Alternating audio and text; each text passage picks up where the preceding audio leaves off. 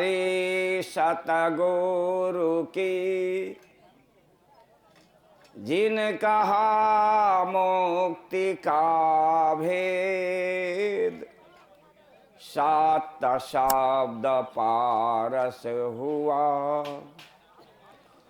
कोई ज्ञानी करे निखेध। ज्ञान हमारा मानहु,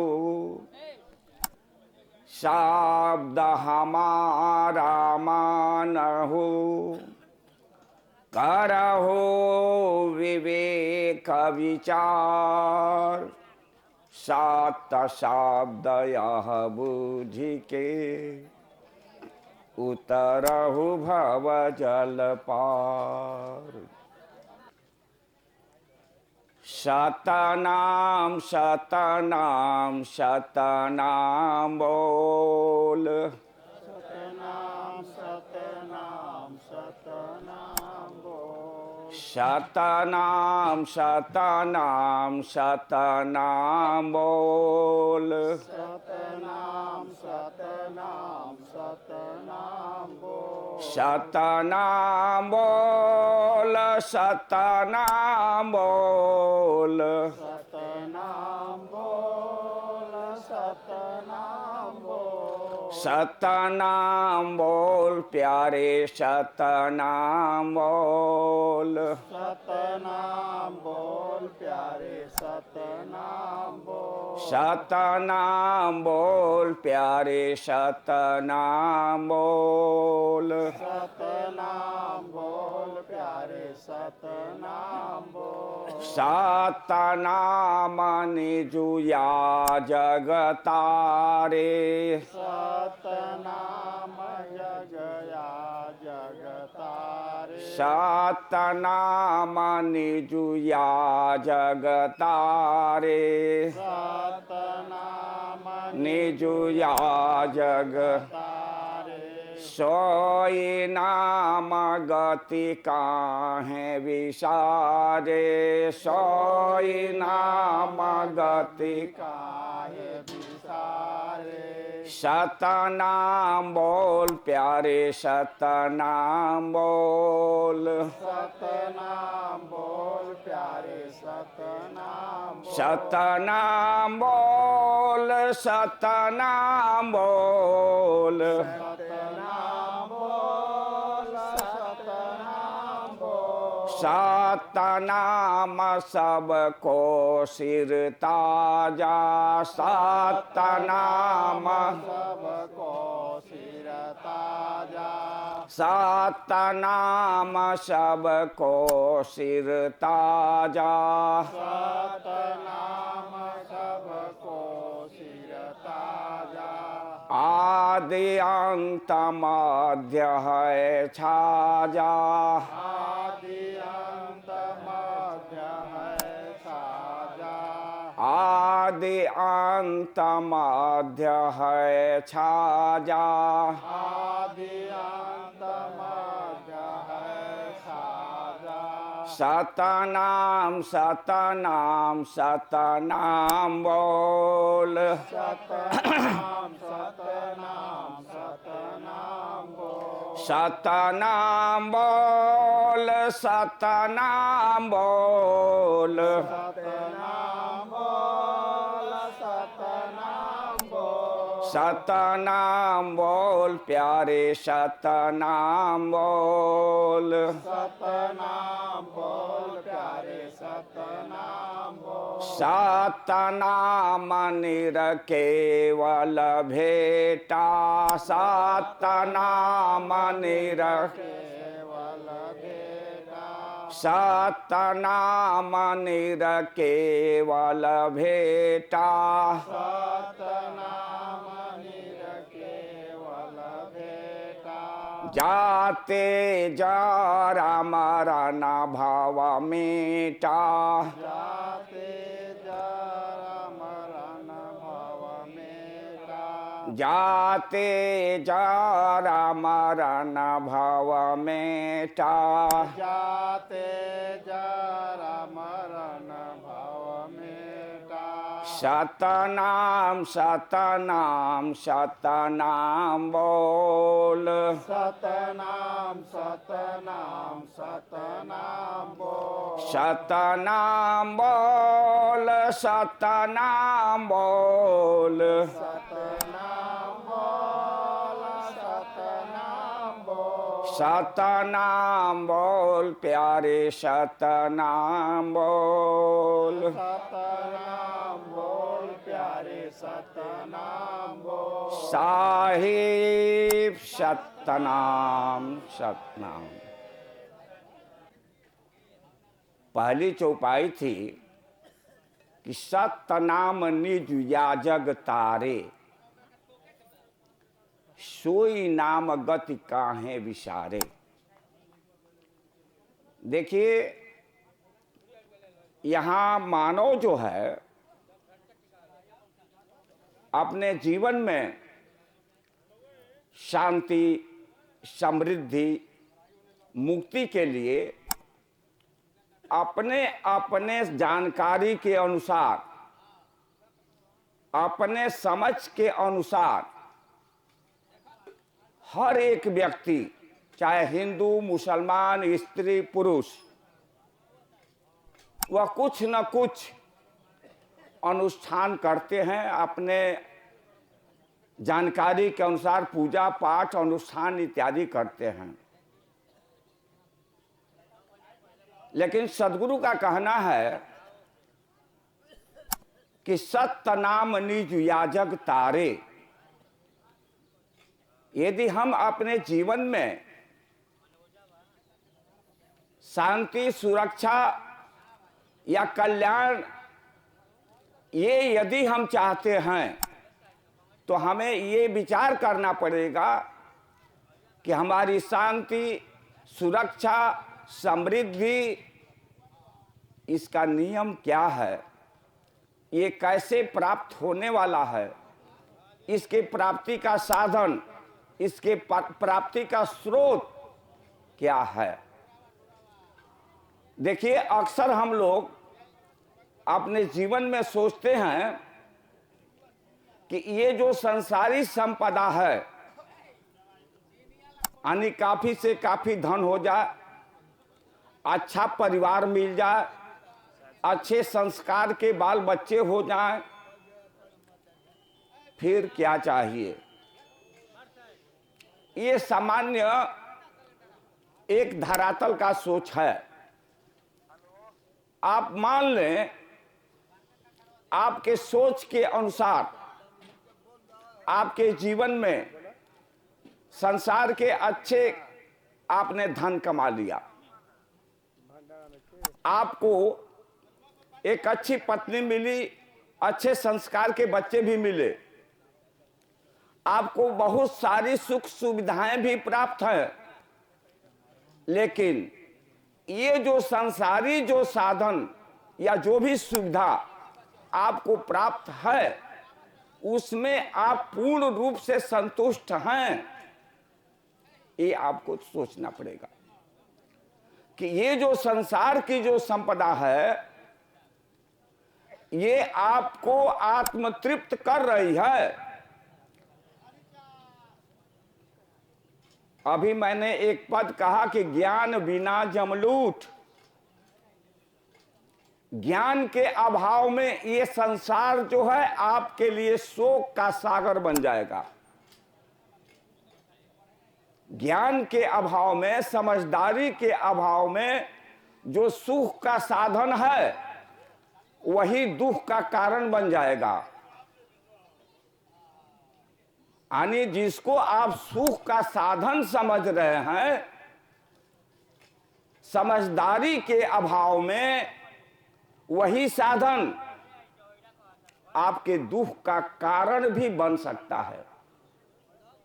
जैसे मान लीजिए धन है,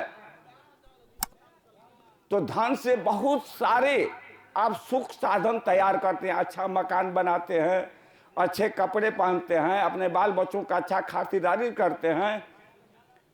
लेकिन व्यक्ति जो है उसी पैसे से शराब भी पीता है, मांस भी खाता है, दुर्व्यसन भी करता है, और नाना प्रकार के दुष्कर्मों को, कुकृत्यों को भी कराता है। माया है दुई भांत की, एक खर्चे एक खार, एक मिलावे पीऊ से, एक नरके ले जाए। ये जो माया है, ये जो जगत संपदा है, माया के दो धार हैं, माया दो धार के है। हम लोग प्राय माया को दोषी कहते हैं कि माया, अरे हमको तो माया ने भटका दी। अरे भैया, माया तो आपके लिए साधन स्वरूप है। आपको विचार करना है कि इस माया से आप अपने परिवार की सुरक्षा, परिवार की सुख सुविधा, उसको देखते हुए उसको मालिक से मिलने की सीढ़ी बना सकते हैं। मालिक तक पहुंचने के लिए वो साधन बन सकती है माया। लेकिन एक मिलावे पीऊ से एक नरके ले जाए। उसी माया से, उसी धन संपत्ति से यदि हम शराब पिएंगे, उसे नाना प्रकार का दुर्व्यसन करेंगे, उससे दुष्कर्म कराएंगे, तो वह माया जो है आपको नरक ले जाने का काम करेगी। आप मोटे तौर पर विचार करें, आप समाज में देखते हैं कुछ लोग ऐसे भी हैं जो अंधे हैं, अपाहिज हैं, नाना प्रकार के दुखों से ग्रसित हैं। ऐसे भी लोग हैं जो स्वस्थ हैं, सुखी हैं, संपन्न हैं, है कि नहीं? ऐसे भी लोग हैं जो अंधा, लंगड़ा, गूंगा, अपाहिज, नाना प्रकार के दुखों से ग्रसित, ऐसे भी लोगों की कतार है। ऐसे भी लोग हैं जो स्वस्थ हैं, सुखी हैं, समृद्ध हैं। कारण क्या है? दोनों के कारण क्या हो सकते हैं? देखिए, रामचरितमानस का एक प्रसंग है। जब राम आए हैं लंका से, रावण को वध कर सीता को साथ लेकर, तो केवल राम और सीता अयोध्या नहीं आए हैं, उनके साथ उनके बहुत सारे मित्र सहयोगी भी अयोध्या आए, जिसमें हनुमान है, सुग्रीव हैं और तमाम। तो एक दिन ये सुग्रीव, हनुमान, लक्ष्मण, तमाम लोग आपस में कुछ गोष्ठी कर रहे थे। तो उसमें एक सवाल खड़ा हुआ कि भाई, ये समाज में ऐसे भी लोग हैं जो अंधे, अपाहिज, दुखिया हैं, ऐसे भी लोग हैं जो स्वस्थ, सुखी, संपन्न हैं। इनके कारण क्या हो सकते हैं?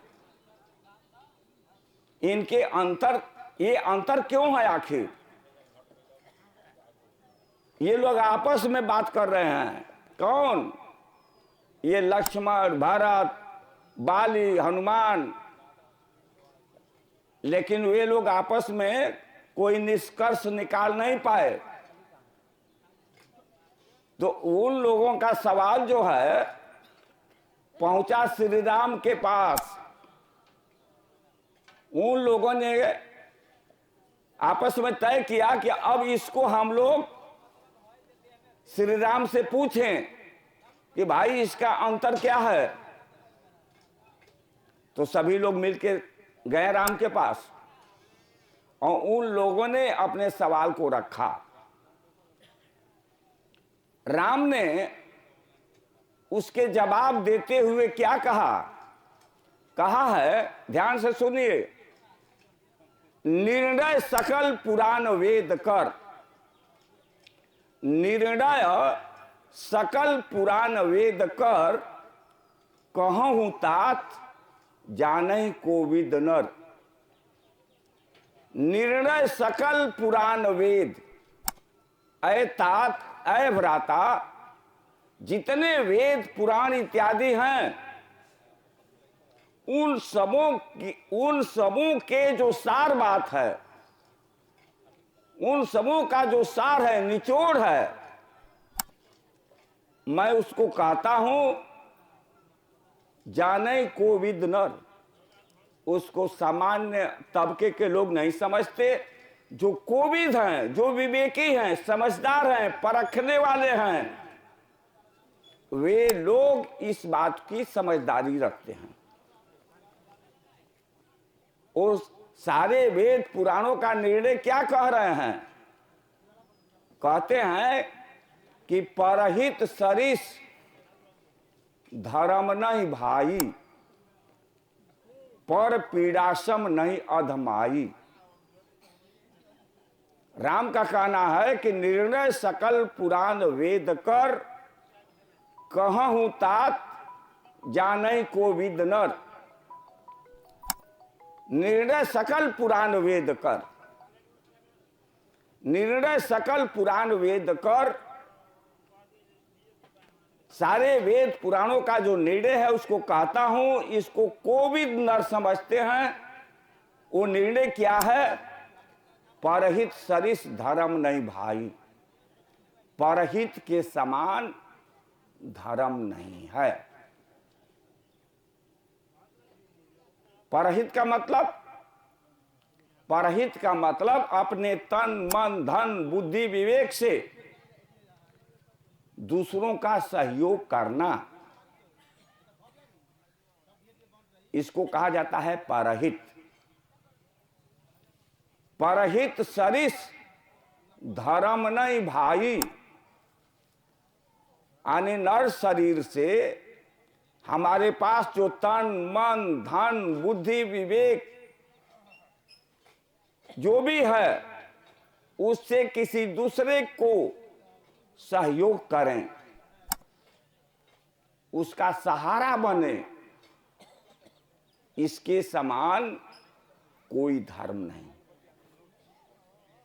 और दूसरी बात कहते हैं कि पर पीड़ासम नहीं अधमाई।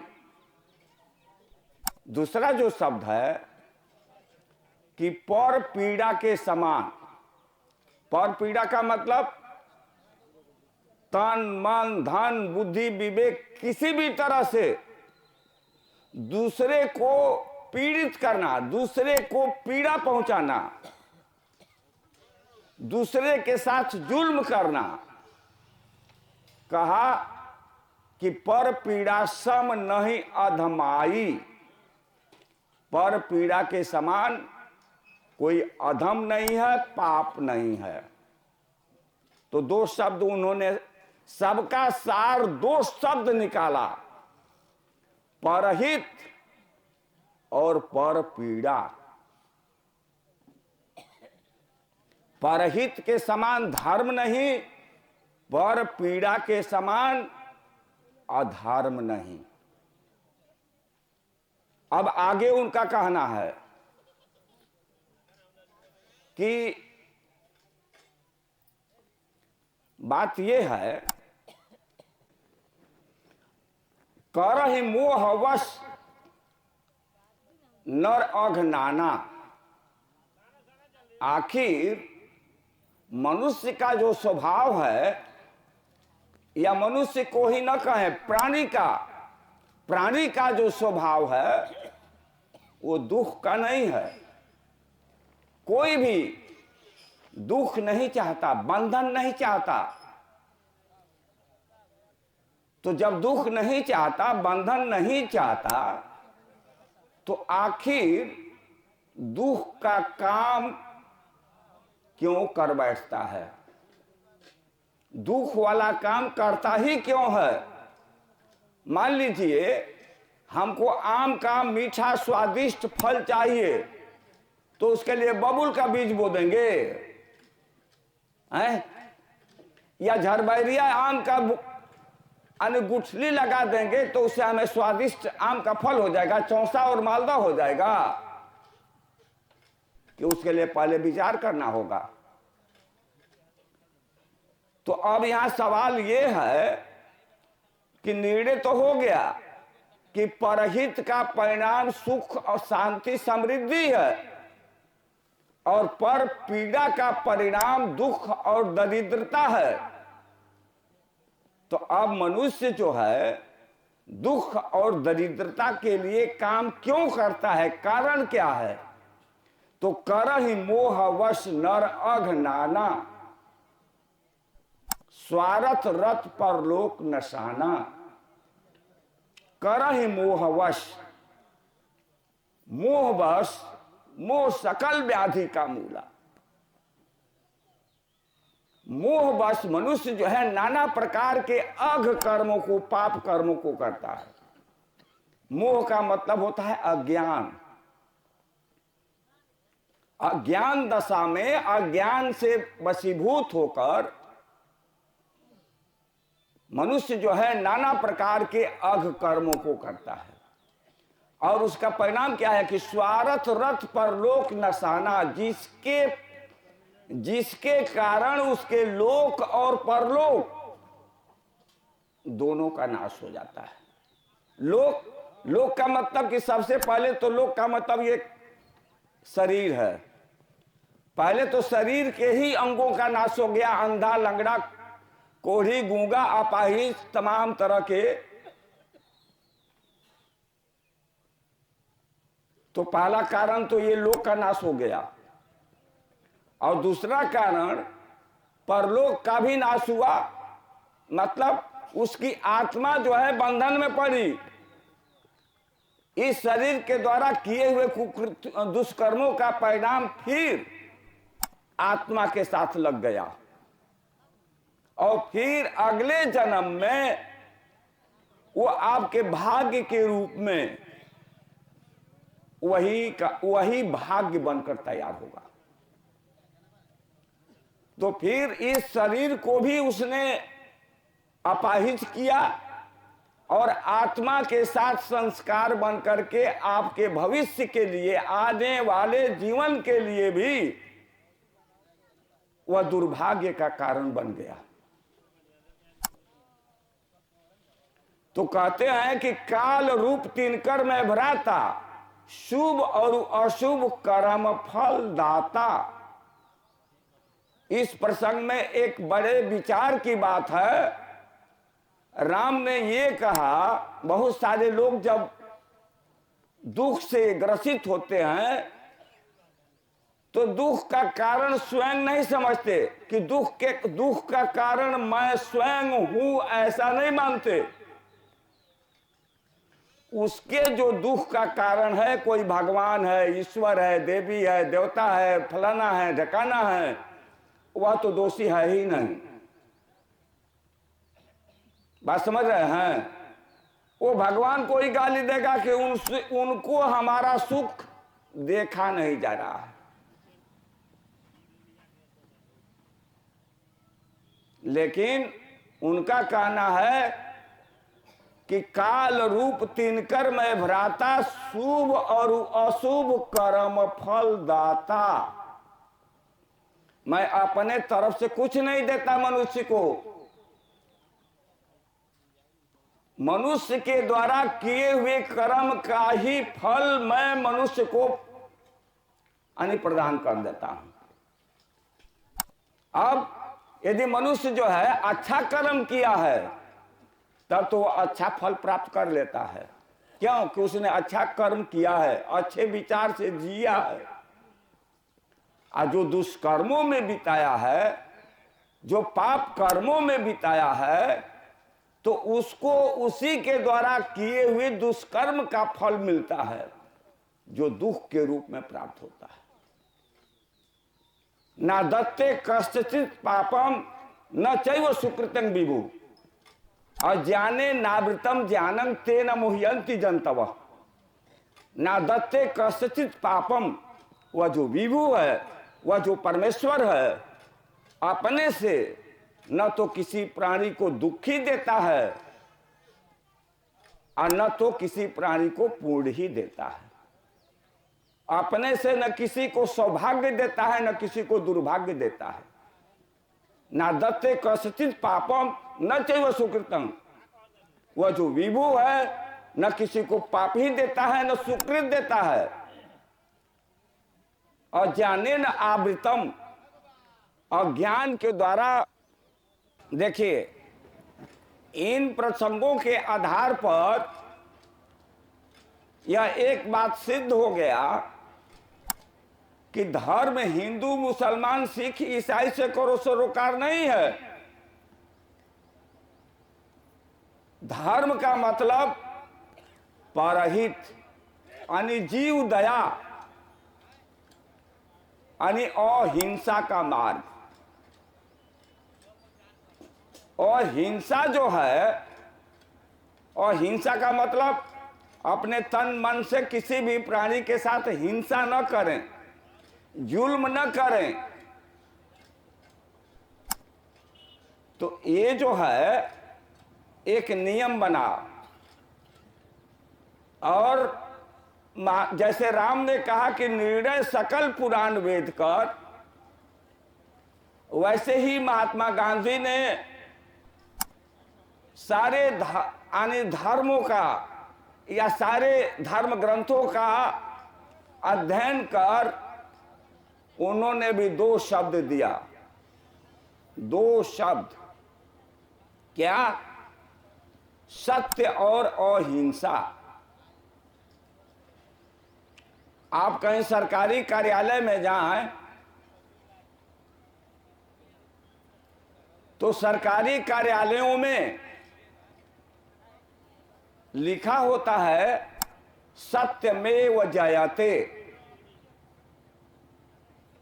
आप लोग देखे हैं? ये बताइए, सरकारी जो कार्यालय है, और जगह की बात मैं नहीं करता, मंदिर मस्जिद की, सरकारी का मतलब जो सबका जगह है, जो सबके लिए है, वहां क्या लिखा है? सत्यमेव जयते।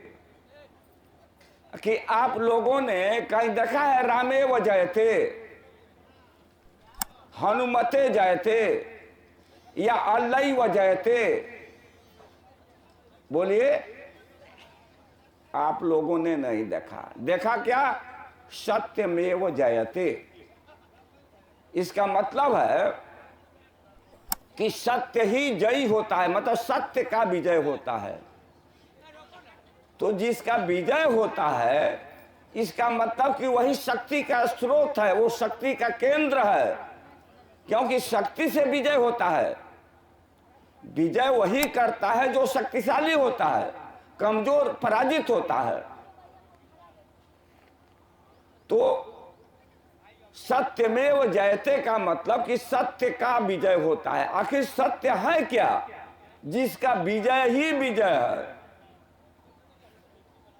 तो सत्य जो है वो शक्ति का स्रोत है, शक्ति का केंद्र है, और वही जी और जगत का बीज है, मूल है। उसी को कहा गया ब्रह्म, और उसी को सद्गुरु ने कहा सत्य नाम। सद्गुरु ने कहा कि वो जो सत्य शब्द है, वह जो सत्य ब्रह्म है, वो कैसा है? वो अनादि है, सनातन है। सत्य का मतलब जिसका न उत्पत्ति है, न जिसमें परिवर्तन है, न जिसका कभी प्रलय है। जो उत्पत्ति, परिवर्तन और प्रलय के चक्र से परे है, वह सत्य है। और ऐसा जिसमें गुण है, वही ब्रह्म है। वही जीव और जगत का सृजनहार है। वही सारे प्राणियों का अंशी है, मालिक है वह। और हम सब उसकी संतान हैं।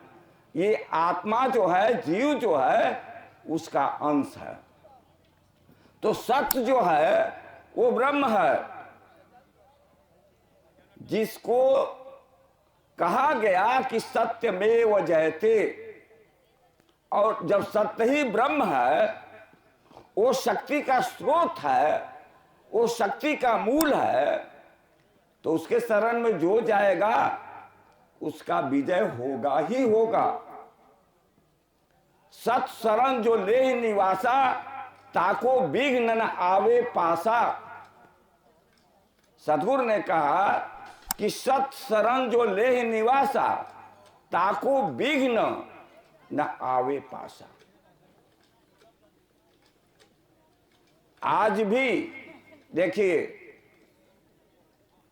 कहा गया है कि सतमा काई लगे नहीं पापा। ये बताइए, जो साच व्यक्ति है, जो जिसका साचा जीवन है, वो निर्भय हो करके समाज में घर में रहता है। कौन? जो एक ईमानदार है, अपने कर्तव्यों के प्रति उसकी ईमानदारी है। और जो चोर है, बेईमान है, डकैत है, जो दूसरे के साथ जुल्म करने वाला है, अन्याय करने वाला है, वो डर डर करके जीता है, वो छिप छिप करके रहता है। लेकिन ईमानदार व्यक्ति को छिपने की कोई जरूरत नहीं पड़ती। उसको किसी से आंच नहीं है, उसको किसी से भय नहीं है। सत माह काय लगे नहीं पापा, सत नाम ताको परतापा। सत शरण जो नहीं निवासा, ताको विघ्न न आवे पासा। और दरिया साहब ने तो यहां तक कहा कि साचो दिल साचो सो लागा, आ कहे दरिया सो संत सुभागा। यदि तुम सचमुच उस साचा साहब से संबंध बनाना चाहते हो, उनको अपना बनाना चाहते हो, तो उसके लिए सहज तरीका क्या है? अपने दिल को साँच रखो। अपने दिल को यानी साँच रखो। साँच, साँचा दिल ही, चाहे उसको मंदिर कहें, मस्जिद कहें, जो भी कहें, जो परमात्मा के दीदार के लिए जरूरी है वह है साँचा दिल। साँचो दिल साँचो सो लागा। साँच हो करके ही उस साँच साहब से हम मिल सकते हैं। यानी साँच होकर अपने घर, परिवार, समाज, जहां भी आप रहें, आपको न काशी जाना है, न काबा जाना है, न मंदिर जाना है, न मस्जिद जाना है। आपको किसी भी नेम आचार की जरूरत नहीं है। यदि जरूरत है तो अपने दिल से अपने दुर्गुणों को दूर करने की। चाहे आप काशी रहें, चाहे मगहर रहें, कोई फर्क पड़ने वाला नहीं है। लेकिन फर्क कब पड़ेगा? यदि काशी भी रह करके दिल के अंदर नाना प्रकार के दुर्गुण हैं, तो काशी में रहने वाला भी दुर्गति को प्राप्त होगा। अब मगहर में रहने वाला यदि साचा दिल है तो वह मालिक को मिलेगा। यानी शास्त्र का ये नियम है कि जो सत्य पर रहेगा, कहीं भी रहेगा, वह विजय को प्राप्त होगा। यही ना कह रहा है कि सत्यमेव जयते। उसमें जगत की तो बात नहीं है कि काशी रहने से विजय होगा कि मगहर रहने से। सत्य पर रहने से विजय होगा। चाहे हम जहां भी रहें, जगह की कोई गांव ठाव की कौन बड़ाई,